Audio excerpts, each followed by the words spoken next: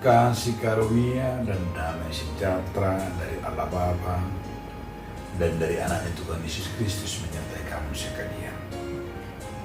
Amin. Shalom Bapak Ibu Saudara-saudara sekalian di dalam nama Tuhan Yesus Kristus.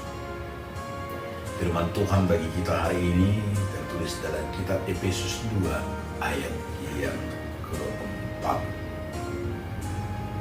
Tetapi Allah yang kaya dengan rahmat, oleh karena kasih-Nya yang besar yang dilimpahkannya kepada kita. Allah yang godibata para siroha buludum, jala para rohana balga maradumpu kita. Demikian firman Tuhan. Saudaraku, dalam nama Tuhan Yesus Kristus, judul renungan kita hari ini adalah kasih karunia. Kasih karunia itu adalah menjadikan kita mengenal siapa Tuhan itu.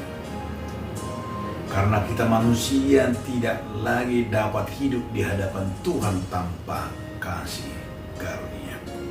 Manusia itu sebenarnya sudah dibelenggu oleh dosa. Kita sebenarnya tidak ada lagi apa-apanya. Tetapi oleh karena kasih karunia yang dari Tuhan, yang tidak perlu kita sombongkan, yang tidak perlu kita bermegah dalam diri kita, sesungguhnya itulah kasih karunia itu yang membenarkan kita di hadapan Tuhan.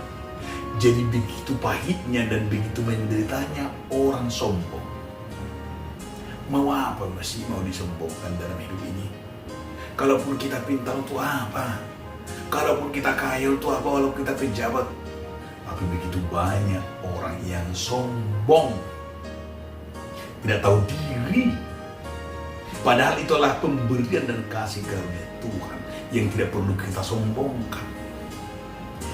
Maka Paulus mengajak jemaat di Efesus supaya mereka berkata bahwa Allah yang kaya dan rahmatnya yang diberikan kepada kita dan kasih-Nya yang besar dilimpahkannya kepada kita. Coba Bapak Ibu renungkan ini.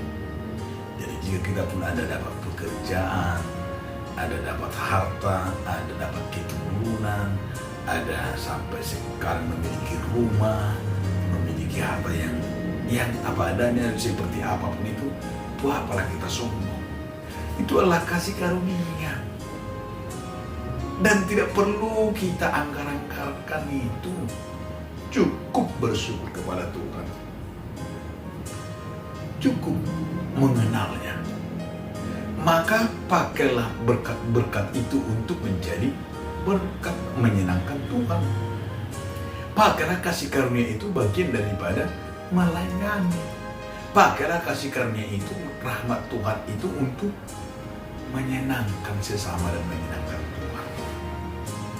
Karena ini, hidup kita ini, harta yang kita miliki itulah kesempatan kita untuk membuat hati sesama, apalagi hati Tuhan, menjadi senang dan menjadikan kita orang yang hidup berbahagia di dalam Tuhan karena mengenal kasih karunia-Nya.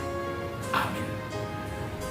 Terima kasih Tuhan atas kasih karunia Tuhan yang melimpah dalam hidup kami. Amin.